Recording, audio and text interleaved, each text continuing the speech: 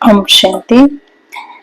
30 अप्रैल 2025 आज के साकार मधुर मुरली के सार में मीठे मीठे प्यारे प्यारे श्री बाबा ने कहा, मीठे बच्चे, बाप तुम्हें पुरुषोत्तम बनाने के लिए पढ़ा रहे हैं। तुम अभी कनिष्ठ से उत्तम पुरुष बनते हो। सबसे उत्तम है देवताएं।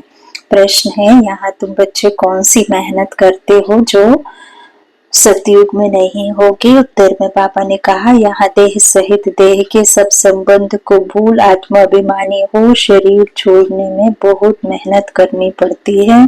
सतयुग में बिना मेहनत बैठे बैठे शरीर छोड़ देंगे। अभी यही मेहनत व अभ्यास करते हो कि हम आत्मा हैं, हमें इस पुरानी दुनिया पुराने शरीर को छोड़ना है, नया लेना है। सतयुग में इस अभ्यास की जरूरत नहीं। गीत है दूर देश का रहने वाला। ओम शांति। मीठे मीठे रूहानी बच्चे जानते हैं कि फिर से यानी कल्प कल्प के बाद इसको कहा जाता है फिर से। दूर देश का रहने वाला आए हैं देश पर आए। यह सिर्फ उस एक के लिए ही गायन है, उनको ही सब याद करते हैं। वह है विचित्र, उनका कोई चित्र नहीं है। ब्रह्मा विष्णु शंकर को देवता कहा जाता है, शिव भगवान पांच कहा जाता है। वह रहते हैं परम धाम में, उनको सुख धाम में कभी बुलाते नहीं, दुख धाम में ही बुलाते हैं। वह आते भी हैं संगम युग पर, यह तो बच्चे जानते हैं। सतयुग में सारे विश्व पर तुम पुरुषोत्तम रहते हो, मध्यम कनिष्ठ वहां नहीं होते। उत्तम ते उत्तम पुरुष यह श्री नारायण श्री नारायण है ना, तो इन्हों को ऐसा बनाने वाला सिरी सिरी श्री बाबा कहेंगे। सिरी सिरी उस श्री बाबा को ही कहा जाता है। फिर जो श्री श्री सिरी को बनाता है उन्हें नारायण बाबा कहते। सिरी सिरी उस शिव बाबा को ही कहा जाता है। आजकल तो सन्यासी आदि भी अपने को सिरी सिरी कह देते हैं, तो बाप ही आकर इस सृष्टि को पुरुषोत्तम बनाते हैं।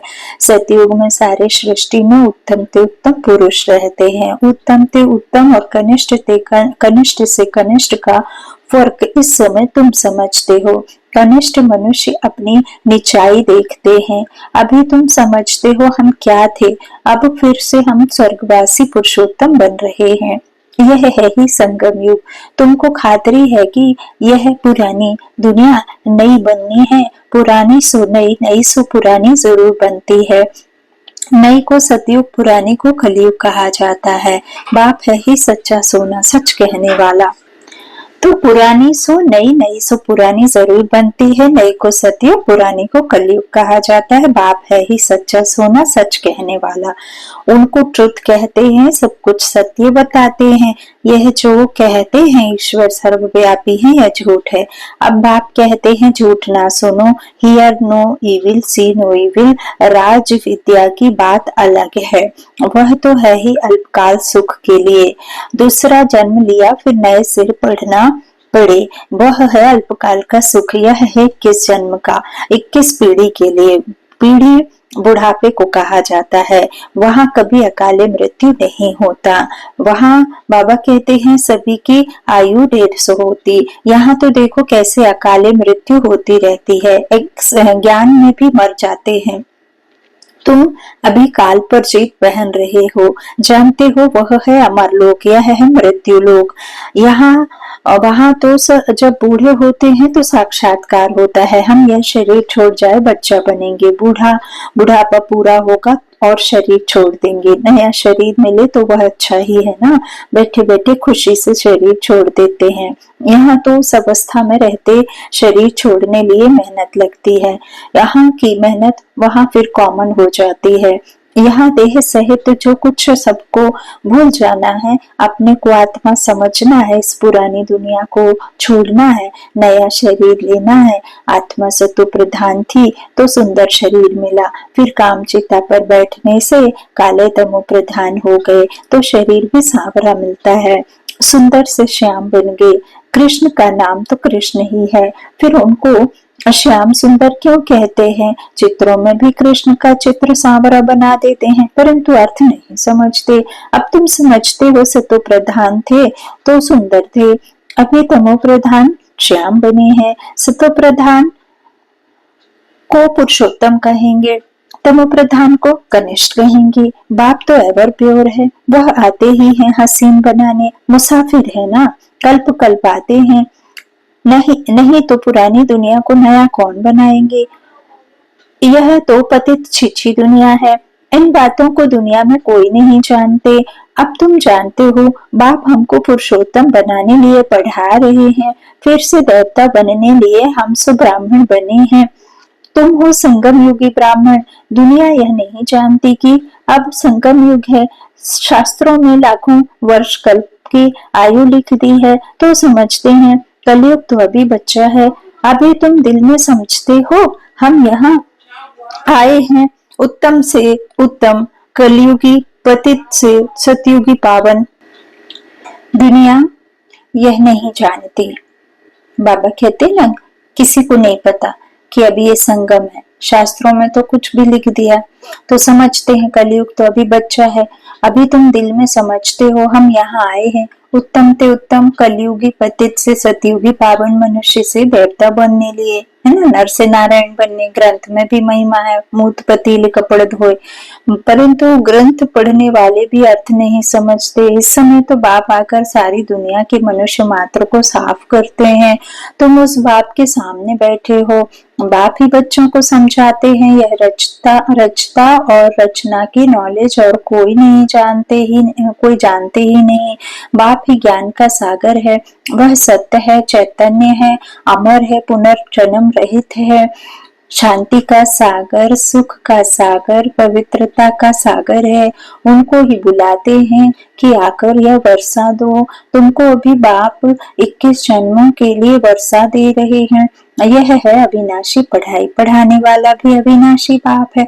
आधा कल्प तुम राज्य पाते हो, फिर रावण राज्य होता है। आधा कल्प है राम राज्य, आधा कल्प है रावण राज्य।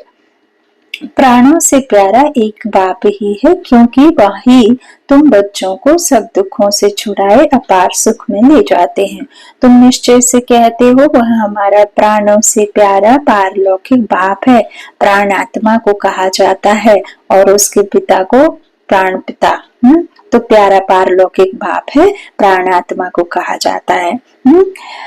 तो प्राणों को प्यारा है ना हमारा बाप, आत्मा उसे याद करती है ना, तो सब मनुष्य मात्र उनको याद करते हैं, क्योंकि आधा कल्प के लिए सुख देते हैं और आधा कल्प से फिर दुख से छुड़ाते हैं। तो आधा कल्प लिए दुख से छुड़ाए शांति और सुख देने वाला बाप ही है। तो प्राणों से प्यारा हुआ ना। तुम जानते हो सतयुग में हम सदा सुखी रहते हैं, बाकी सब शांति धाम में चले जाएंगे। फिर रावण राज्य में दुख शुरू होता है। दुख और सुख का खेल है। मनुष्य समझते हैं यहाँ ही अभी अभी सुख है, अभी भी दुख है, परंतु नहीं। तुम जानते हो स्वर्ग अलग है, नर्क अलग है। स्वर्ग की स्थापना बाप राम करते हैं, नर्क की स्थापना रावण करते हैं। लंका वंका कोई राम के साथ रावण, रावण के साथ राम नहीं। लेकिन हाँ, जब 5 विकार व्याप्त होते हैं तो राम को आना जरूर पड़ता है इस रावण दुनिया में। लेकिन इसका मतलब ये नहीं है कि जब राम राज्य है तो रावण राज्य भी होगा, है ना। अच्छा, अकासुर बकासुर ये सब बाबा कहते हैं कि तुम्हारे आसुरी अवगुण है, ना कि कोई राक्षसी मनुष्य।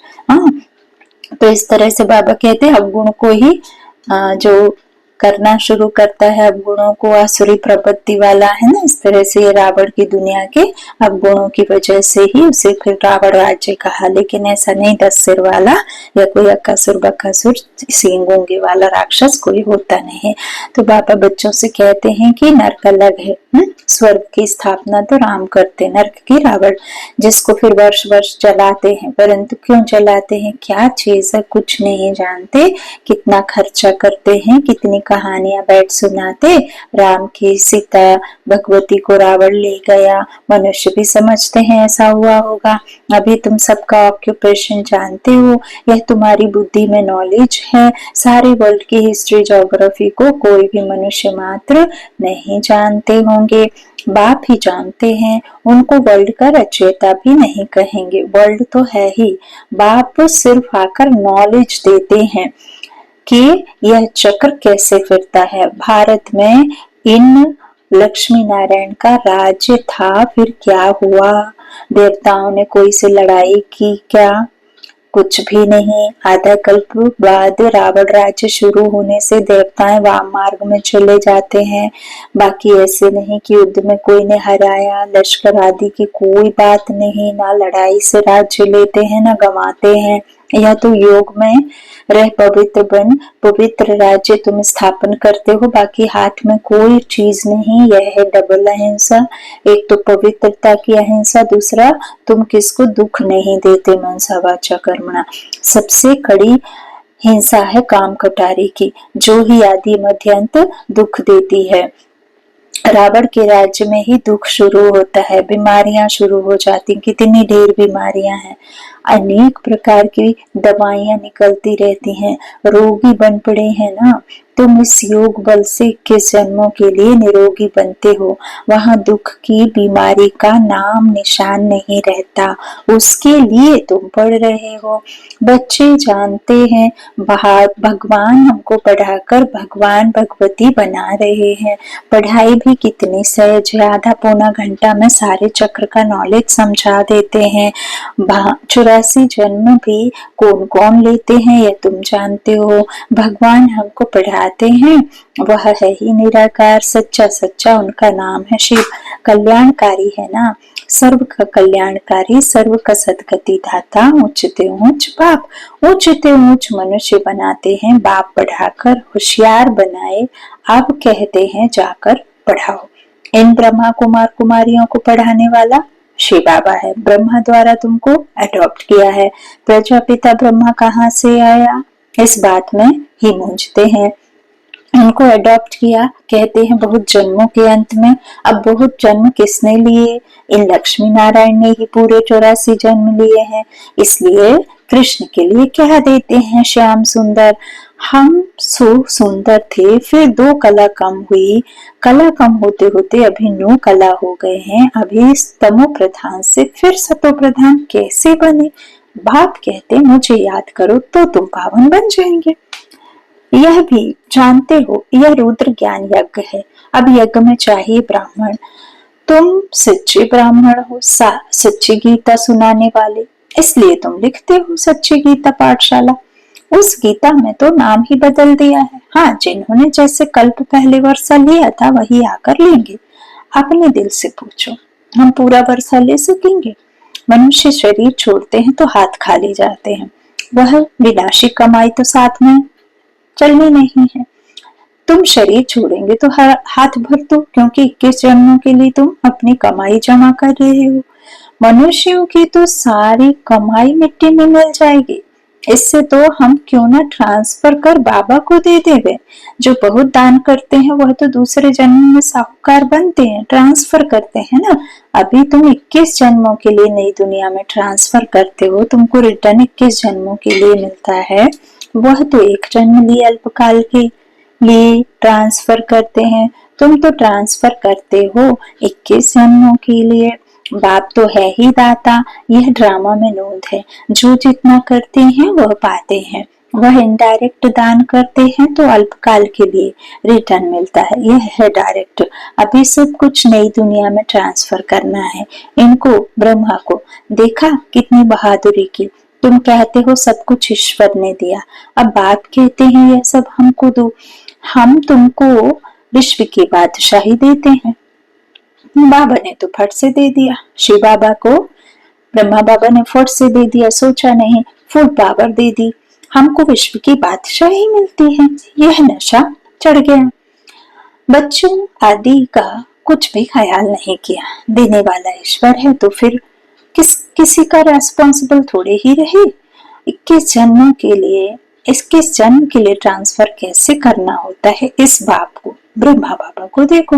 देखो फॉलो फादर, प्रजापिता ब्रह्मा ने किया ना, ईश्वर तो दाता है, उसने इनसे कराया। तुम भी जानते हो हम आए हैं बाप से बादशाही लेने। दिन प्रतिदिन टाइम थोड़ा होता जाता है, हम भल जन्मदिन मनाते हैं, लेकिन उम्र तो हमारी घटती जाती है ना, बढ़ती थोड़ी है। तो आफतें ऐसी आएंगी बात मत पूछो।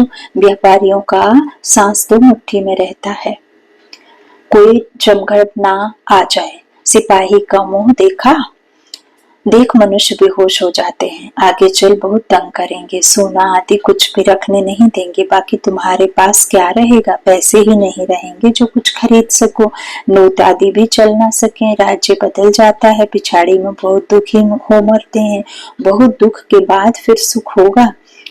यह है खोने ना है खेल, नेचुरल कैलामिटीज भी होंगी, इससे पहले बाप से पूरा वर्षा तो लेना चाहिए। भल घूमो फिरो सिर्फ बाप को याद करते रहो तो पावन बन जाएंगे, बाकी आफतें बहुत आएंगी, बहुत हाय हाय करते रहते रहेंगे। तुम बच्चों को अभी ऐसी प्रैक्टिस करनी है जो अंत में एक श्री बाबा ही याद रहे, उसकी याद में ही रहकर शरीर छोड़ें और कोई मित्र संबंधी आदि याद ना आए।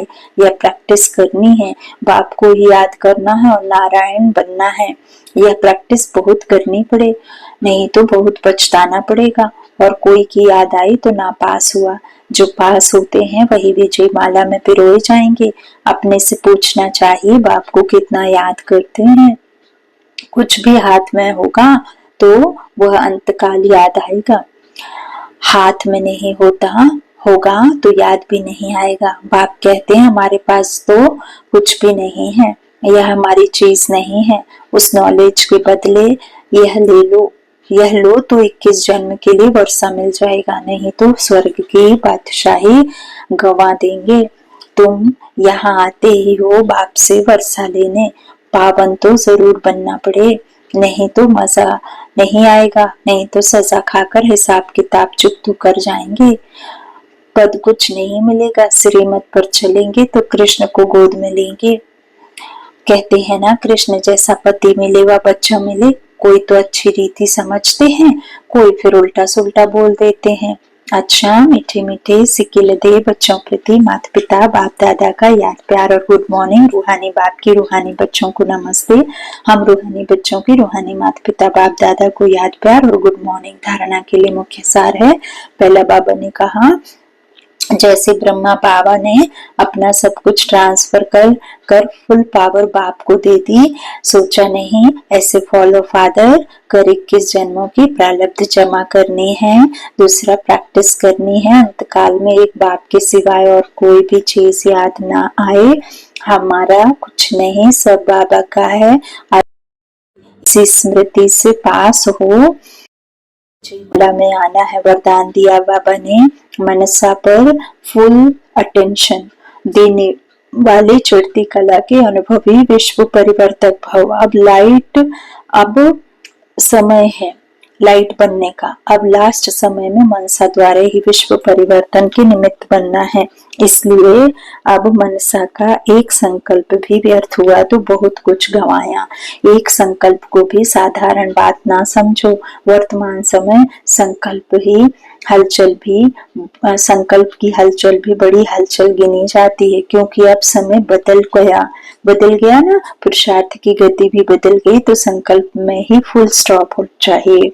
जब मनसा पर इतना अटेंशन हो तब चढ़ती कला द्वारा विश्व परिवर्तक बन सकेंगे। स्लोगन कर्म में योग का अनुभव होना अर्थात कर्मयोगी बनना। कर्म करते हुए बाबा से बुद्धि लगी रहे उसे ही कर्मयोगी कहते हैं। अव्यक्त सारे कंबाइंड रूप की स्मृति से सदा विजयी बनो आप और बाप। इस कंबाइंड रूप का अनुभव करते सदा शुभ भावना, श्रेष्ठ कामना, श्रेष्ठ वाणी, श्रेष्ठ दृष्टि, श्रेष्ठ कर्म द्वारा विश्व कल्याणकारी स्वरूप का अनुभव करो तो सेकंड में सर्व समस्याओं का समाधान कर सकेंगे। सदा एक स्लोगन याद रखना, ना समस्या बनेंगे ना समस्या को देख डगमग होंगे, स्वयं भी समाधान स्वरूप रहेंगे और दूसरों को भी समाधान देंगे। यह स्मृति सफलता स्वरूप बना देगी। अच्छा, ओम शांति।